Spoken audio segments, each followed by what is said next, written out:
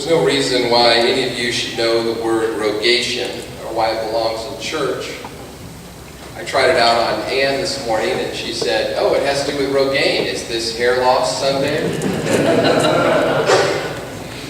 It's a word left over from the days when farmers were thought to be more essential to life on earth than ministers or attorneys or graduate students.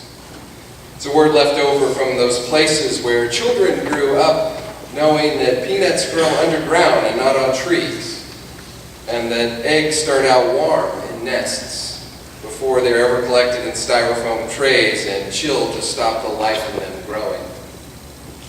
Back when village life was the norm and most churches looked out on fields of lush green and high gold, Rogation days were the days before Ascension Sunday, which is next Sunday, when the faithful said special prayers for the fruitfulness of the earth, thanking God for it, begging God for it, because they knew how quickly a sudden storm could ruin a whole field of mown grass, or how thoroughly a cloud of grasshoppers could reduce a crop of new corn to stubble. These dangers are not as apparent to those of us who live in cities and buy most of our produce from grocery stores. Rogation days celebrate the changing of the seasons. I've been out on the soccer field the last couple of days with my daughter, and the weather has been crazy, unpredictable, colder than the months of May I remember here. There I was yesterday at noon with my big canvas Carhartt on, wondering what is up with our seasons.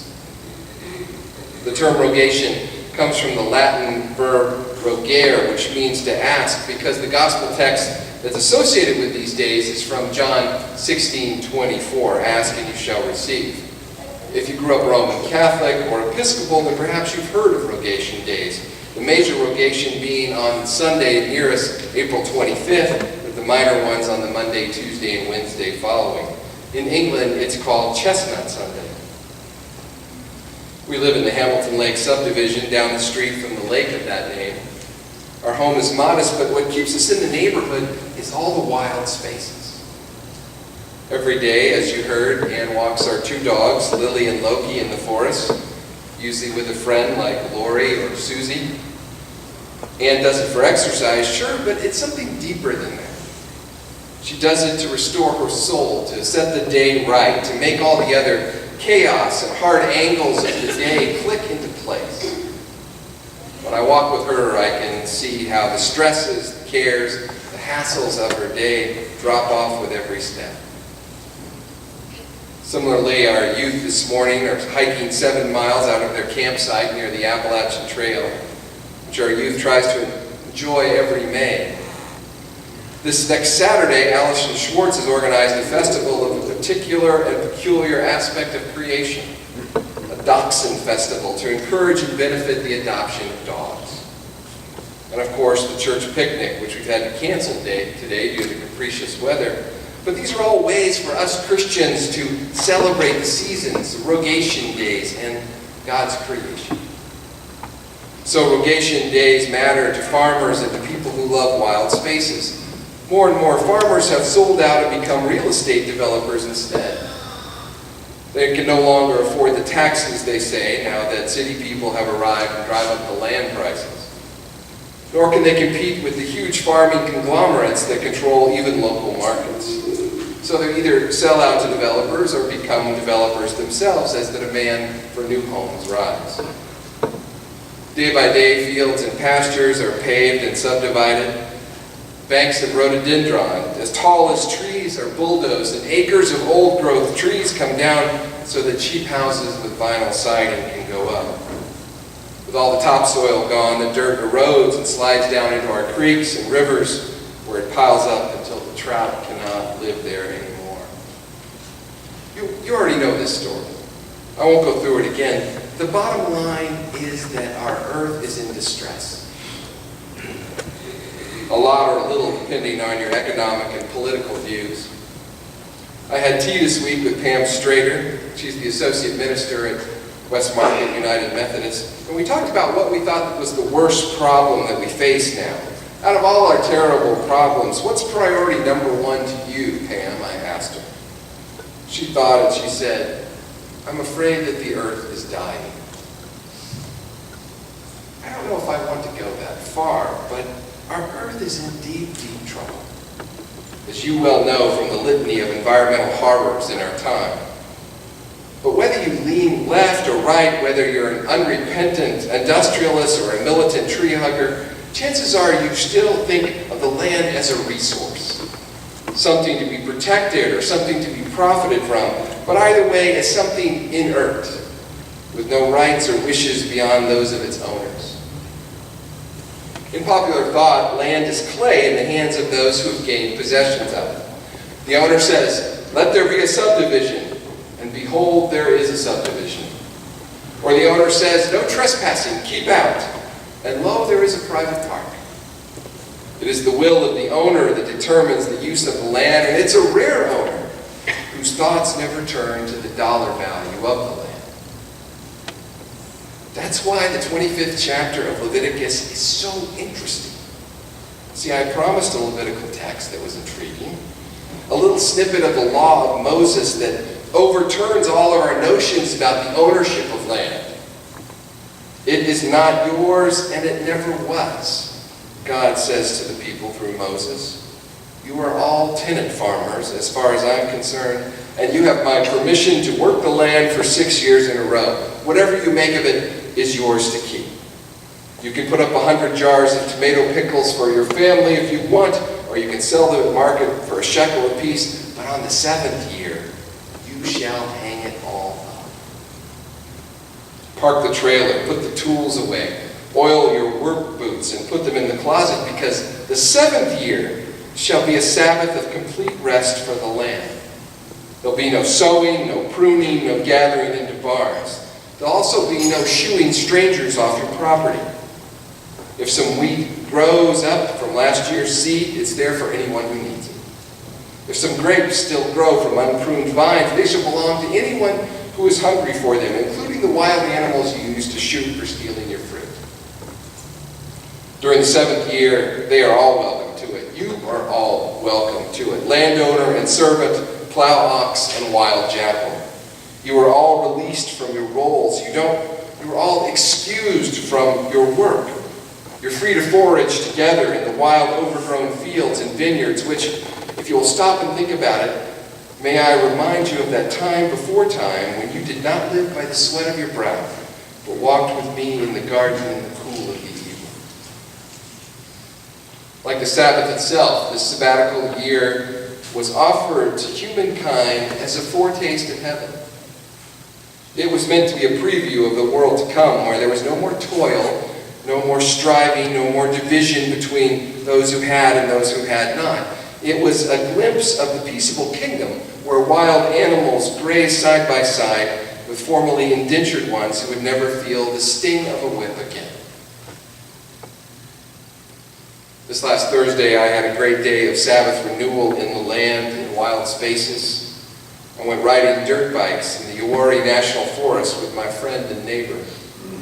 He graciously invited me on this adventure, and it's his cycles we used. It had rained lightly the day before we went, so there was some mud and standing water in a few places, which made us get happily splattered.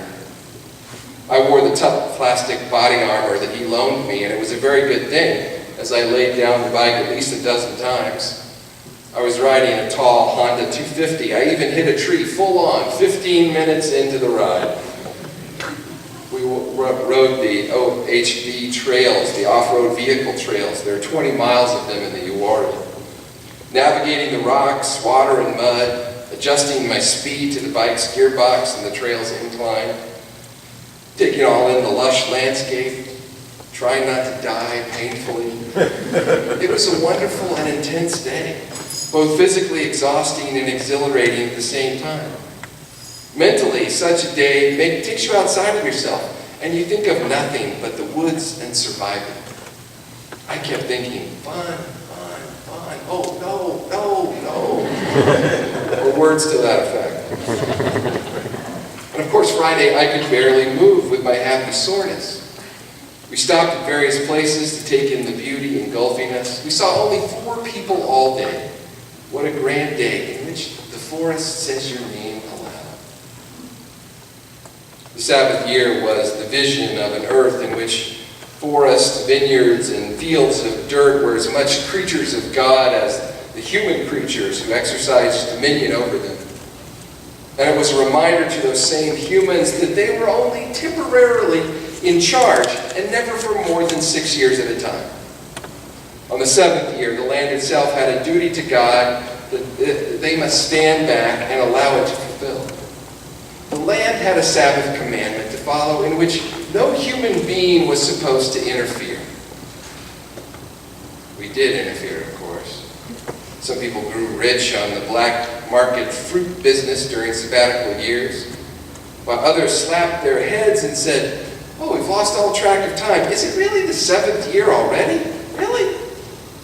A little later in Leviticus, Moses warned the people that what would happen if they didn't follow and allow the land its rest. God would lay waste to it and scatter those who lived upon it, he said. Then while the people were in exile and the land lay desolate, it would enjoy the Sabbath rest that it had missed. It was not a scary enough threat, apparently.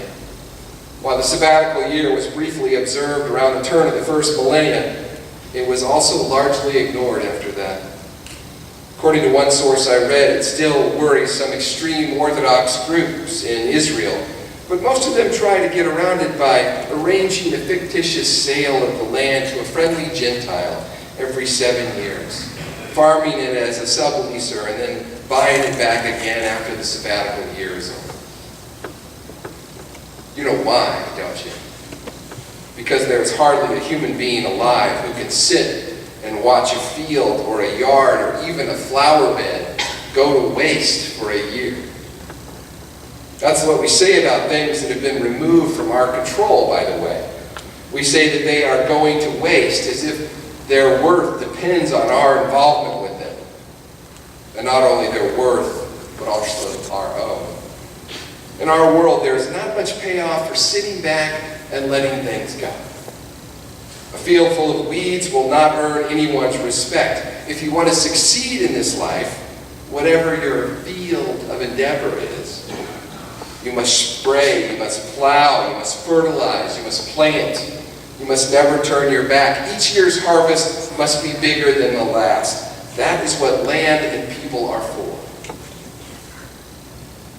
According to Moses, God sees things differently. When the fields are lying fallow, when purple morning glories cover last year's corn stalks, and the white-tailed deer help themselves to the wild muscadines that have overcome the yard, when people who belong to this land walk through it with straw hats in their hands instead of shovels and discover that the 3 peaches that survived the frost are sweeter than the 30 that they might have saved with their fires, God does not call this going to waste. God calls this observing the Sabbath, and wonders why human beings are so resistant to it. What do we think will happen if we rest for a while? Whatever it is, we've been afraid of it for a long, long time, and what our fear has done to it is to separate us from God, from one another, from the patient, forgiving earth whose Sabbaths we have stolen. This land that gives us our food, our water, the trees that clean the air for us to breathe, all the green and growing things that bless our bodies with their beauty. These are not resources. They are fellow creatures with their own rights and responsibilities before God, and they have their own sacred duties to perform if we will only let them. I don't suppose it will ever happen. It never did, except for a couple hundred years. But it's still the word of the Lord, as much as do not kill or remember the Sabbath day to keep it holy. Sometimes I think God did not say such things with any real expectations that we would keep them or could keep them. I think God said them for the record instead, so that we would know who God is and how the world works, and whether or not we ever choose to live this way according to that knowledge. At the very least, the knowledge that's offered is that the earth does not belong to us. It has its own dignity, its own holiness, its own life in God. When the Sabbath comes, it comes for all of God's creatures. stopping them right where they are to recognize their kinship under the dominion of the one Lord. Each of us was meant to rest in that knowledge on a regular basis and to let the resting itself prick our dearest beliefs about who we are and what we're supposed to be about. My prayer for each of you this morning during rogation days is that you will run into some tree, more or less like I did. That you will find some body of water, some raindrop, or some blade of grass, some wiener dog, or some grumpy cat that shouts your name out loud, and that you have the good sense to go over and to introduce yourself.